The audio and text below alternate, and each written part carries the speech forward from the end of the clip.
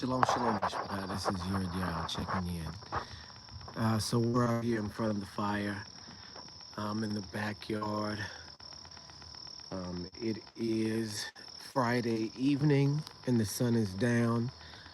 If you keep sundown, um, Sabbath, Shabbat Shalom, but we do keep sunrise to sunset. So our Sabbath will begin tomorrow morning. So we have been discussing RH negative factor. And it's been a wild research topic because really it outlines a very, I don't know, boy. I don't know. Talk to me about it in a minute. I'm on live right now. So it's been a really wild research topic because it's just kind of outlines some things that, and to be very honest, that people had been talking about for a long time, to do with specific bloodlines and specific groups of people. And this has mostly been Caucasian people, but the understanding is just that there may be some genetic differences between, there may be more like two species on the earth. Do you understand what I mean? We see in Genesis 3 where it says the serpent seed and the woman seed. And we say, okay, yeah, so the Bible does indicate that there is a seed associated with the serpent. But we don't know. We can't identify in any, you know, scientific way to determine whether this is true or not. Or as far as we have today, we know in the past, yes, we had very specific and obvious traits that said, okay, well, you're definitely from another bloodline. You'd had all sorts of creatures, right? And so when you look at it, you say, okay, we're in an era where that is not necessarily the style of conflict that we're in. We're not in the same sort of genetic battle that we were in, pre-flood times. We're in a new era, right? But it just may be that that turns out not to be the case, right? We know that Genesis 3 um, prophecy about you will bruise his heel and he will, what is it, crush your head. We know that's a prophecy, and we know that foreshadows what happens at the end of the world. But is that associated with the seed as well? Do you see what I'm saying? So these are questions that we did not have answers to, or at least I didn't. I can't speak for everybody else, but I didn't have the answers to these questions, so I couldn't assume. And Sarah, who left a comment down in the last video, is an RH negative person. And she said one other member, I can't remember off the top of my head right now what other member of her family also is, but is RH negative. And she says that she does, and I mean, it's in the comments. So Sarah, I hope you are comfortable with me discussing, what the comment said. But she said that she does have, and she believes that she has a proclivity to seek out what may be occultic things. Do you see what I'm saying? Maybe satanic things. Do you understand what I mean? So this is strange, right? This is a strange correlation. I mean, it's not strange, but it is. It's literally supernatural. Oh, and we've got low battery again. I apologize, guys. So it's out again on me. We'll just pick it up again when I can get my phone charged. But I got 20%, so we're gonna go for it. So there was something specific about this topic that I wanted to get into, that's very interesting to me. And now, right now, I can't remember exactly what it was, but if I continue to talk about this subject, it will jog my memory. But one thing that Sarah said is that this goes right in line with Gog and Magog, right? And so we see that this characteristic in blood is found among European people. Blonde hair, blue eyes, and white skin are other characteristics with people that have um, Rh negative factor. And this is just, again, the most wild thing. Oh, that was that was what we were going to talk about. Um, the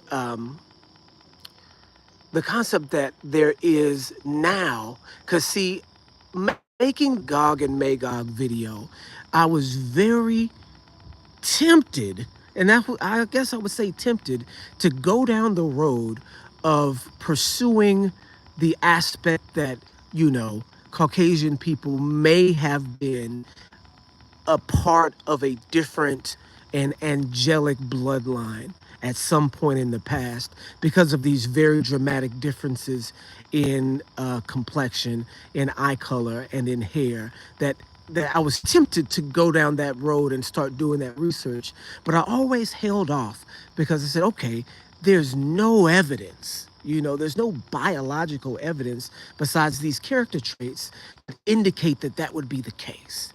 And so I can't just assume that it's the case because people are different, right? Because in history, it seems like black people were there first, and then white people then came afterwards in a predatory fashion.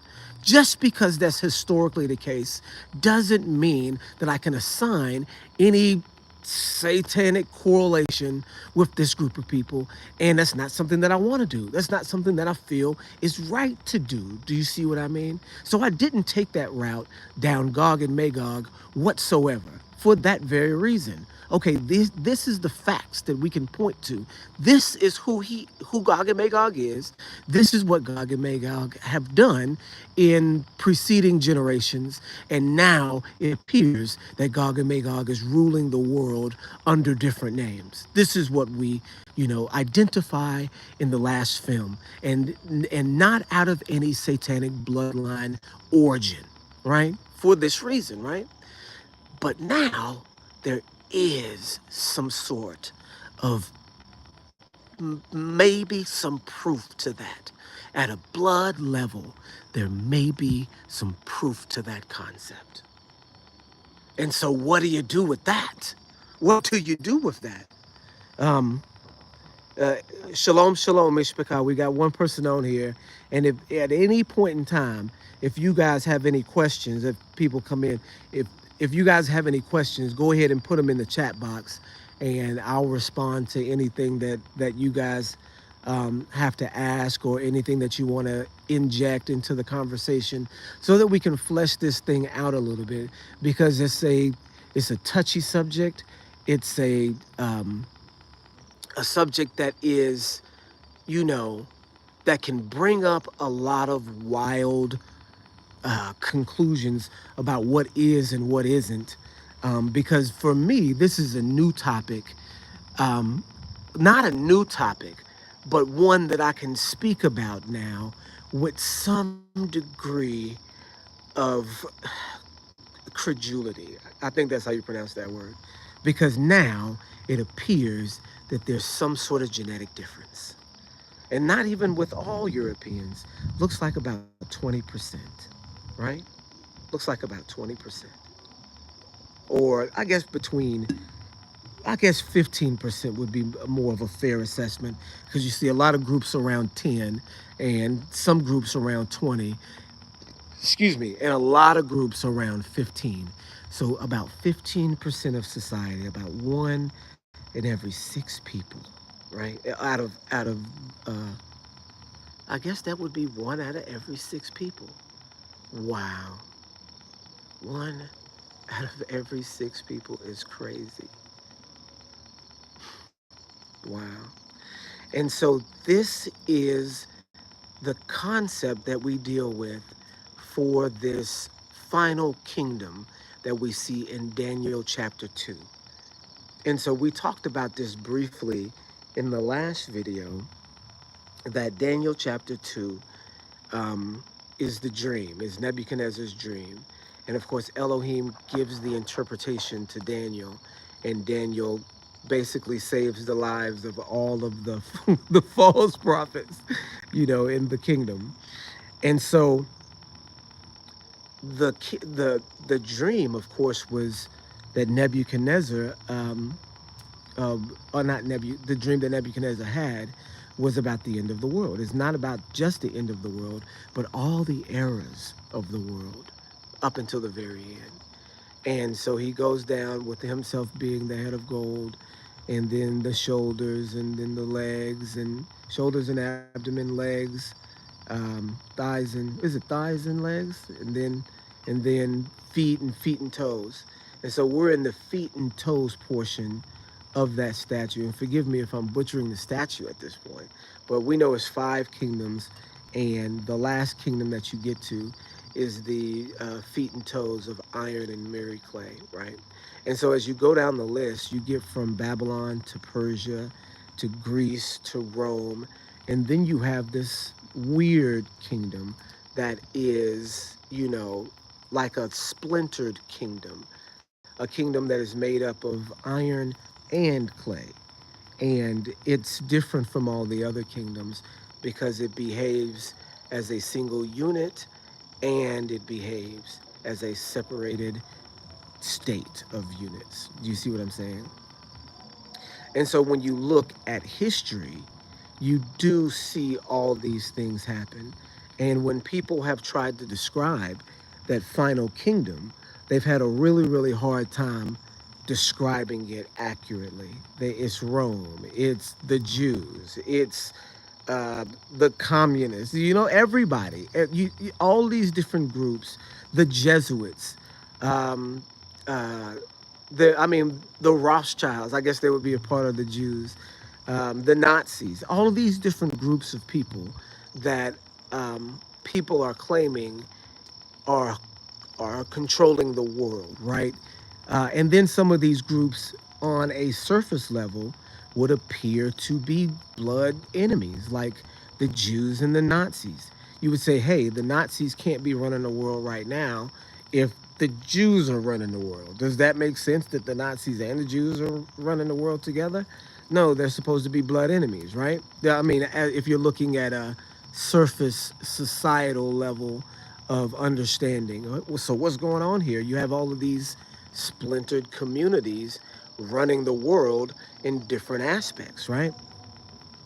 And so this literally is what we have with Gog and Magog. You have all sorts, and the way that happened with Gog and Magog is that when the Scythian tribes started exiting the steppe region, in the far north, the icy and barren region that they were cultivated in, that the predatory behavior was cultivated in, after they left, yes, after they left, yes, after they left, after they left the steppe, shalom, shalom, after they left the steppe, they left out in successive generations. And so that created a wave. Yes, I'm out. I'm outside.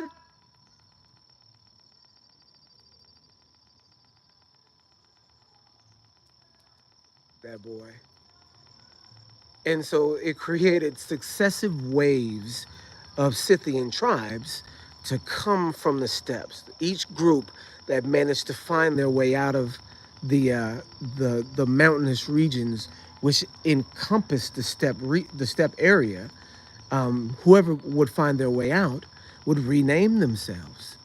And every generation would have a group that found its way out, and they would rename themselves every time. Remember, this is the group of people that kicked all the males out at 18 and had them fend for themselves until those males grouped together and formed their own tribe, right?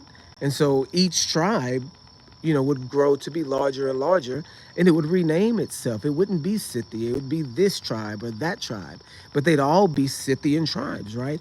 And they'd all be united and divided. They'd be fighting sometimes, they'd be on each other's side sometimes. You can look at the history of the barbarian invasions with the Vandals and the Alans and the Huns and all of these Germanic tribes that would sometimes fight as one and then sometimes fight each other, right? They'd fight on the side of Rome. They'd fight on the side of anybody. They were mercenaries, right?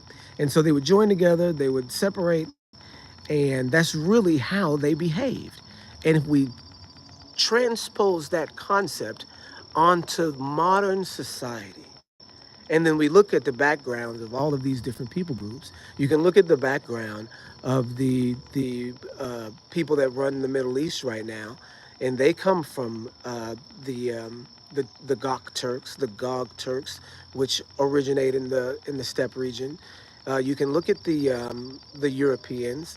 They come, and the Germans, right? They come from the steppe region, and they inhabited Scandinavia and all these places like that, and moved on down and conquered all the way into Europe. And now they're those same group of people. And if you look at the people that come from the Turks that split off, there are too the Khazars, right? So all of these groups are just different Gog, Magog tribes that are continually working together, continually fighting, right? We know that Obama on camera, on a hot mic, said, "Hey, Putin, wait until I win the election, then I'll have more leverage." Do you guys remember when Obama said that? He said, "Putin, wait until I win the election, then I'll have more leverage." What what could they be talking about that would he would need leverage in his own country for Putin's benefit? Do you see what I'm saying? Same thing with China. Same thing with all of with Iran. All of these countries that we're supposed to, America, we say we as America, but all of the countries we're supposed to be at odds with or at war with, we're actually partners with. Do you see what I'm saying? These are all these different Gog and Magog tribes that have aligned themselves together and also been separate. And I know we're talking about RH negative right now. We're supposed to be talking about RH negative. But how does then that factor in with the concept or the understanding that we are dominated right now by this group of people that express this RH negative blood characteristic? What does that mean? Does that then add the credence to Daniel chapter 2, where it says, "And they will mingle themselves with the seed of men"? We see that happening societally, where they've gone to different, and this is where we began, I believe, where they've gone to different nations and mingled their seeds in with all of these different nations. We can just see that from the variation of Gog tribes, because people wouldn't believe that the Chinese and the Europeans are related or had a distant ancestor, right? Because you think that, okay, well, these are two different groups of people. But if you understand from what it appears is that bone structure matters more than skin color. Not necessarily saying that skin color doesn't matter, but bone structure matters a little bit more. And all of these groups of people have the same bone structure, but they're just flavors of Gog. Do you see what I'm saying? It sounds so crazy to say, but it's what the research shows. I mean, I can't speak outside of what it appears to be. Because I mean, I wouldn't be able to make this stuff up. It sounds crazy. If you look at it, it's not so crazy though, because we're talking about the Eurasian steppe, a continent that is connected, right? But you think of it in these separations. I mean, because this is what you're trained to do. You think of it partitioned, but it's not. The people of Kazakhstan. While I'm doing this Gog Magog research, I come across all these weird things. The people of Kazakhstan, the place where there's a city called Estonia, and it's like a New World Order capital. It's got a pyramid. It's got, like Washington D.C.'s got the designs built in. It's got all sorts of just obvious design, like an eye built into the. It's like a Illuminati city called Estonia, in a country called Kazakhstan. And the people of Kazakhstan look Asian and European, like some sort of Asian European mix. People that had slanted eyes, red hair, and blue eyes, and like more yellowish skin. And I thought to myself, what? Why did I not know that this was a mixture, or that this was a common mixture? Why didn't I know that? A whole country of people that are both Asian and European. And there's another country that's the same way, and I can't remember which one in that area it was. Was it Azerbaijan or one of those places? But Asian and European mixed, as if it's just okay. It's like a whole country. Like, what? You had people that looked both Asian and European. And this is like I said, they've got the capital city, Estonia, and it's the Illuminati paradise. Pyramids and eyes and all sorts of stuff through there. And I'm thinking, wow, what in the world is going on? If they're talking about, if this Rh negative factor is what it appears to be, you are literally looking at an absolute takeover of society by a hybrid species, right? That's ultra predatory and intelligent and aimed at conquering in blood, at a molecular level. And that the people that express this in the Rh negative form may be the purest form of that person, because it's on that blood level, something that you can see. Do you see what I'm saying? Do you see what I mean? Maybe the purest form of that person, maybe what Hitler was looking for. Do you see what I'm saying? What people are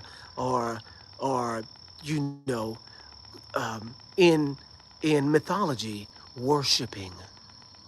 Do you see what I mean? The people that in mythology, according to the history of mankind, the people that were being worshipped. And is it any different now? If the celebrities and the athletes are all Rh negative, are they all still being worshipped like gods now, under a different context? Do you see what I mean? I mean, it sounds like insanity. It sounds like something out of a movie. I mean, there's movies made on this, right? Most of the movies that we see now that are involving, the supernatural have some of this in it. You know, there's a whole other set of research that I've been doing. Um, and and here it strangely runs head on like a collision. So you guys, you guys, because I've been embarrassed really to talk about it, because it sounds just silly, right? Listen, you guys, I've been researching fairies, and maybe I'm not the only one, because when I start doing this type of research, I mean, it's all over the place. You don't never see nothing until you see it one time, and then now you can't unsee it, right? Now it's everywhere. And so I've been researching fairies, y'all. And I guess maybe it's from that movie that just came out, because we watched this movie and it was about fairies. And so I thought to myself, what? And of course, we know that the propaganda is going to tell you that fairies are these tiny creatures that are, Tinkerbell, right? And so that's what you think a fairy is. But we know from mythology and uh, from biblical identification that they're evil spirits. We get that. But check this out, y'all. The other realm of research that I've been doing. And of course this is all popping up, in suggestions, and you know how you get led down this track. You know how the algorithm works, right? And so have you guys seen Missing 411? Have you seen Missing 411? Right? Have you seen Mr. Ballin with these strange forced disappearances? Have they been popping up in your feed too? So we've been, kind of feeding into it and thinking what could be going on in these national parks, right? What in the world is happening? And so what it looked like was happening is that people were just vanishing off of the face of the earth. People were saying that another dimension opened. People were saying that it's Bigfoot. But they don't find any tracks. Dogs can't sniff any tracks. Looks like people are just being swept off the ground. People have said there was giant eagles coming down, and that's what I thought it might have been. Because I mean, what's the evidence say? If there's no footprints, there's nothing coming up. It's got to be an eagle that one of them big peregrine falcons came and snatched somebody up. Oh, what, you see the nest, so you see the droppings, right? This is my wife. Oh, you see the nest, you see the droppings, you see the giant eggshells. Like, okay, well, I don't know then, but this is the answer to that. There are such things as fairies, and they're not like Tinkerbell. They're like gargoyles. You see what I'm saying? And there's some sort of spiritual, physical creatures that desire something, right? Because the concept blew my mind that, okay, we're watching this Mystery 411 or Missing 411. And there was one story that blew my mind, right? It just blew my mind. Where a hiker was hiking into the woods and was hearing something. It was a female hiker. And I think this hiker was hearing something in the woods. And she was already hiking and was like going after it. And I think it was her and a friend of hers, right? And they were hiking in the woods and they had heard something. And so she said, okay, well, I'm gonna go look for it. And the other woman said, okay, well, I'm gonna go on a regular trail, but we'll meet back up at this particular time. So this woman that heard something went deep into the woods, and it just snowing, right? It just started snowing. It started snowing. And so she gets stuck in the woods. But the first woman that didn't go looking made it out, right? And I know this is supposed to be about RH Negative, but you guys, check me out. The first woman made it out, right? And so it's snowing, it's snowing, it's snowing. And she's, okay, we got to get somebody. So she gets the park ranger, and they automatically know that this is trouble because they know that now this one of these pop-up freak storms has happened and it's coming in, right? And she's only got a small amount of time before she's going to be just going to be beyond capability. And so she goes in, or they go in with this rescue team that they organized. And one guy is a really, really, really experienced hiker and says, I'm going to go in deep after her because I think this is my only chance to get her. And so he goes in, and I think this is maybe a day after, even a full day. And he goes in and he's hearing the woman. And so he's calling, hey, where you at? Where you at? And the woman is like, I'm over here. Help me. I'm alive still. Help me. And so he keeps going in. He's going in. And he's saying, where you at? Keep yelling. Help, I'm over here still. I hear you. The woman's responding to him, right? Next thing you know, the storm comes in. Neither one of them are heard from again. Do you see what I'm saying? And so 6 months later, after the winter blows by, they go by and drag the bodies out, and the man is like hundreds of yards beyond the woman. Like the woman was found, but the man was beyond the woman. Do you see what I'm saying? And this is a true story, right? And so the man must have passed her, like on the mountain.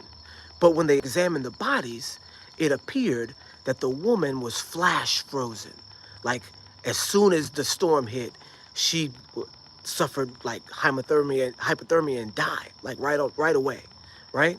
Like took maybe she I don't know if she because sometimes when you suffer hypothermia really quickly you get hot and you start taking stuff off. And I don't know if they how they figured it out.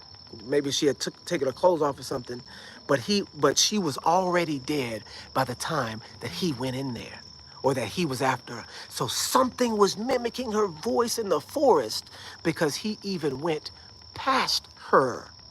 You see what I'm saying? She had already been dead, but if she had been alive, he would have been able to find her because he walked past her. And what it turns out to be is these entities in the forest that are malevolent, that are calling out to people and luring them into the forest to their death. If you could imagine, a spiritual creature will be able to know when the storm is coming before a person will, because a spiritual creature is made out of spirit, made out of breath, made out of electricity, right? The atmosphere around you is made of the same thing. So they're going to sense a storm, a big one, before you do, right? A one manifesting before you do, and lure you out to your death. And then lure somebody trying to save you out to your death. Man, that's crazy. And so the movie, I think it's called The Watchers. I'm sure it's called The Watchers. And so I don't recommend watching any of this stuff or anything, but they do include clues as to what's going on. Because I'm sure this movie coming out and all this 411 stuff, and we've been watching 411 probably for the past 2 years or so. But I'm sure it's not a mistake that these things are coming out together like this. But it turns out that these entities are in the woods and they followed European people from Europe to the Americas. From Europe to the Americas. They said that in Canada, when the Icelandic people start coming over from Canada, they're saying that they brought fairies with them. Not intentionally like packing them in their bags or nothing like that, but brought them after they arrived in Canada. All these strange things started happening. Crazy stuff. What if it's literally the, the a component of Rh negative blood to bind spirits to yourself, to draw spirits to yourself? Because of that original spiritual influence so many centuries earlier. What if it's still happening? Do you see what I'm saying? What if it's still happening in certain groups of people? We know that the people are seeking other Rh negative mates, and that the Rh negative factor is a factor in presidential and celebrity and royal classes. We know, but what if it's also coming from like directly, like like what if the unions are still happening? And the unions have become so human-like that they're just introduced into society as celebrities, gods, or whatever you want to call them. And these people may then have extrasensory perception, heightened awareness, and abilities that do mimic those in the spiritual world, but only in a negative sense, literally a negative sense. And now that says a lot about the world that we live in. Like, it's literally the They Live world from that movie in the 80s with Roddy Piper. It's literally that world. What do you do with that? What do you do when your reality is flipped side down? Because that's what this does. If this is genetic evidence for spiritual, um, I don't know, mutation, spiritual adaptation, spiritual enhancement, then you're looking at the world of Noah right now. You're looking at the world of Noah now. And this is 1 out of every 6 people, or 1 of every 6 Europeans. Maybe not 1 out of every 6 people. That can't be right, because that'd be a whole lot of people. But 1 out of every 6 Europeans, from what it looks like. But okay, guys, we've gone on here for about 30 minutes and trying to flesh this thing out. And so the last thing I always get to is the biblical understanding about what's going on. And it looks like we're almost out of time with this battery. But even with all that being said, even with the satanic bloodline that we can see going on right now, even with that, does that mean that they cannot be saved? Even with all of that, absolutely not. Because again, Colossians 3:11 says that bond or free, circumcision or uncircumcision, Greek or Jew, barbarian or Scythian, in Messiah, they are all in all. It says in Isaiah 56, don't let the stranger say, I am a dry tree, right? Do you see what I mean? It says that the house of prayer is a house of prayer, that Elohim's house is a house of prayer for all people, right? I'm butchering the verse, right?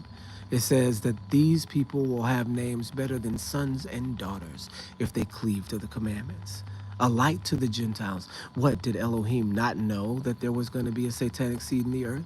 What did he say? Oh, okay, well, anybody that has it is off limits, is out of bounds. We know that there were some times when that was the case, right? You were put under the ban, right? Joshua was supposed to wipe out everybody, right? You see what I'm saying? At that time, yeah, there was no hope. And this is why Paul and Peter and Mashiach are all describing to you how wonderful of an era that you're entering into. You're entering into an era where all know and have access to the truth, no matter if they come from Satan's seed or not. Because in the past, when you were from Satan's seed, you were wiped out. There's no remnants of where the giants at now. Well, that line of people has been wiped out. Now, we live in an era of salvation. And that means something. That is important because, as Second Esdras said, yes, the Gentiles are a drop in the bucket.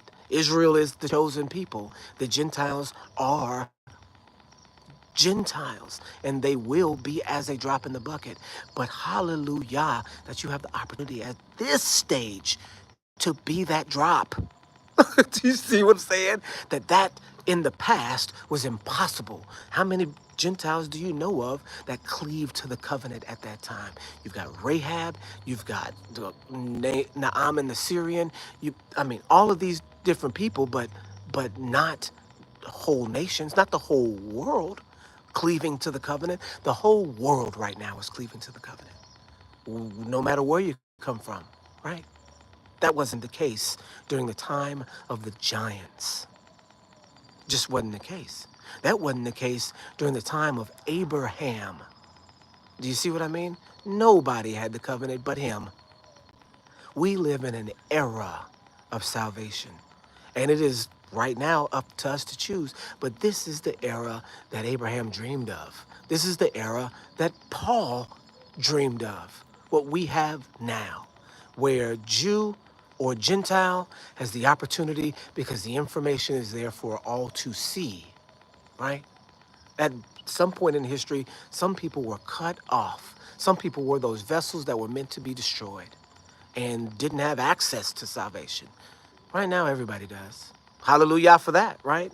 No matter what, hallelujah for that. But that does not mean that this satanic bloodline doesn't exist and exist in people today. Those two things are not mutually exclusive. They both exist in the same reality. Hallelujah for that, you guys. Wild times we're living in right now looks a lot like the ancient world, except with technology laid over top of it, right? Looks like the ancient world, except upgraded. Man, this phone is about to run out of batteries, you guys. If y'all have any questions or anything to throw in there before I sign off here, I'm gonna have to stop researching this because it's going it's gonna drive me crazy. You know, all of the things, all of the possibilities, all of the ways that it could go. I think I fleshed out that fairy concept pretty well. But yeah, this again, this goes in many different directions. So we can, you know, kind of weave it into to what we do next. But I'm gonna go a couple different places after this one. Again, thank you guys for checking this out.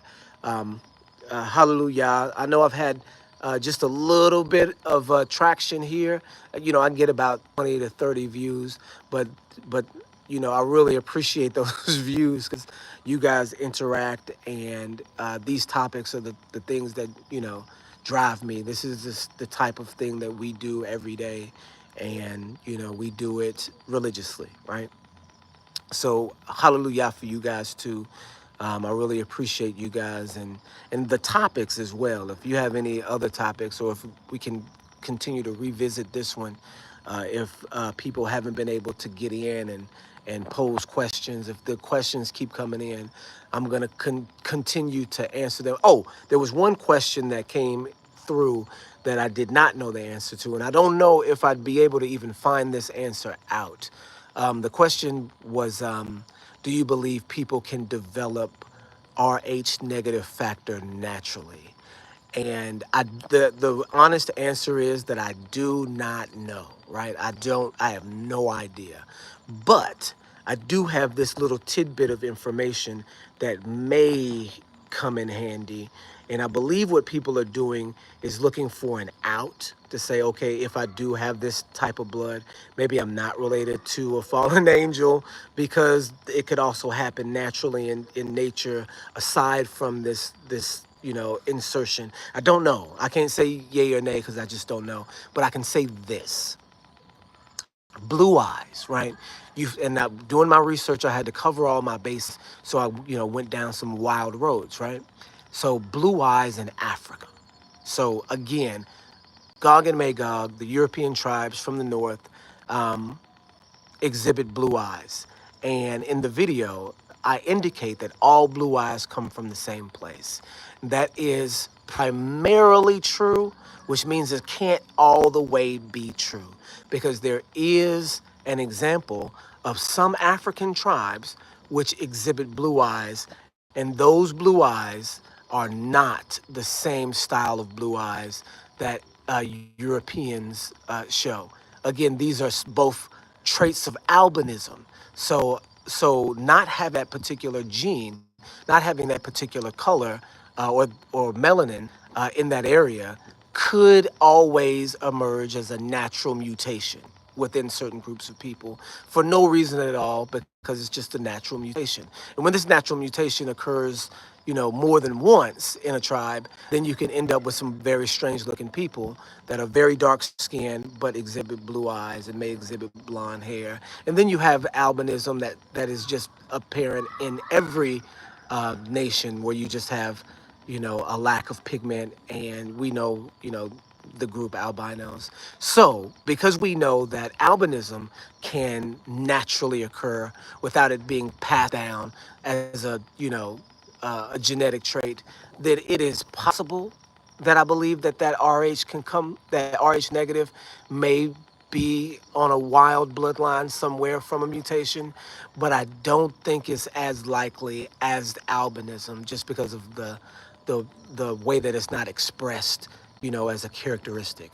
This is just an intrinsic um, uh, characteristic of blood, of the protein that's in your blood, right? That tells other blood cells what to do. It identifies itself, you know, in the body. Because the way that we know, the way that proteins work on red blood cells is they give instructions and pass instructions, and you know, all of these different functions of the cell at a microscopic level. Do you see what I'm saying? And so, not expressing that doesn't necessarily mean that it's not an outside mutation, or that it is an outside mutation, but it doesn't. You guys see what I'm trying to say? It really says that it's a mutation from something, but it doesn't have to be. There's a small possibility that it doesn't have to be, but more than likely it is from one original source, more than likely, if that makes sense to anybody. Okay, you guys. I believe that's all I got. If nobody has any more questions, like I said, we'll probably just sprinkle this topic in with a lot of the other ones that we are going to talk about on this channel. So we'll get to a lot of stuff. Um, and I want to cover things biblically as well as what's going on, because we've got the war in Israel escalating. We can't ever forget about that there is a for real genocide going on right now. So that has to be talked about, and the history of that has to be talked about too. So it's probably going to be what we talk about in the next video. Okay, you guys. Shalom, shalom. I really appreciate it. Shalom, shalom.